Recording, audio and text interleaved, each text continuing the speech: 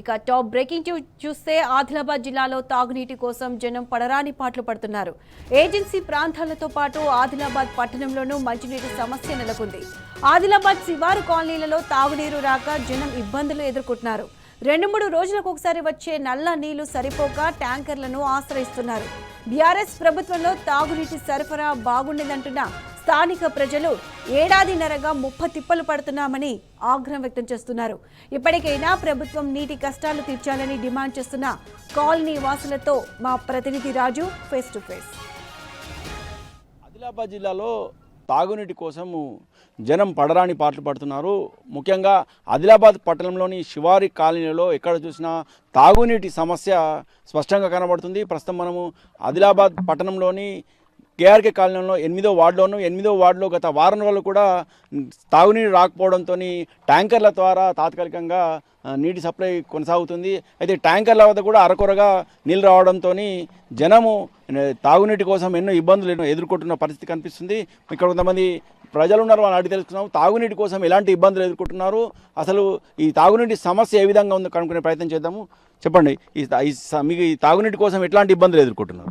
మాకు బాగా పరేషాని ఉంది. 8వ నంబర్ వార్డు అప్సానా మస్జిద్ దగ్గర మాకు నీళ్ళది బాగా పరేషాని, తాగదలిగి నీళ్ళు కూడా దొరుకుతలేవు. ఇప్పుడు ఎండాకాలం ఉంది, నీళ్ళది బాగా ట్యాంకర్ వస్తుంది, లేకుంటే లేదు. 10 రోజుల నుంచి మేము నీళ్ళు లేకుండా ఉంటున్నాం. నల్ల నీళ్ళు వస్తున్నాయి? నల్ల నీళ్ళు వస్తలేదు, ఏం లేదు ఇక్కడ, నల్ల లేవు, ఏం లేవు, బోరింగ్ కూడా లేదు. మాకు ట్యాంకర్ వస్తే నీళ్ళు తాగుతాం, లేకుంటే అట్లానే ఉంటాం.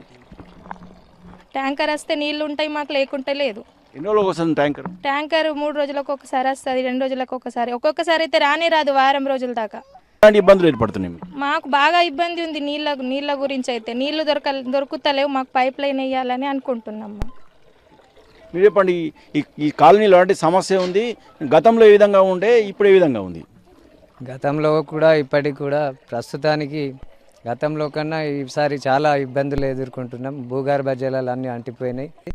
అందరు కూడా కైకిలు వేసుకొని బతికేటోళ్ళు ఎవరు కూడా పనులకు పోకుండా కేవలం ట్యాంకర్ కోసమే ఇక్కడ ఉండి నీళ్ళ కోసం అరిగోసాలు పడాల్సిన పరిస్థితి ఉన్నది. నల్ల నీళ్ళు లేవా? కనీసం నల్ల నీళ్ళు వస్తలేవా? అసలు కొన్ని ప్రాంతాలలో నల్లలు ఉన్న చోట వారం రోజులకు ఒకసారి వస్తున్నది. ఇక్కడైతే పైప్ లైనే లేదు.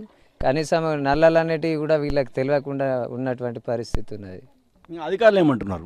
అధికారులకు చాలాసార్లు విన్నవించినాం, 2-3 సార్లు ధర్నాలు కూడా చేసినాం. కాలనీవాసులు అందరం కలిసి తాగునీటి సమస్య పరిష్కరిస్తామని చెప్తున్నారు, కానీ చేయట్లేదు.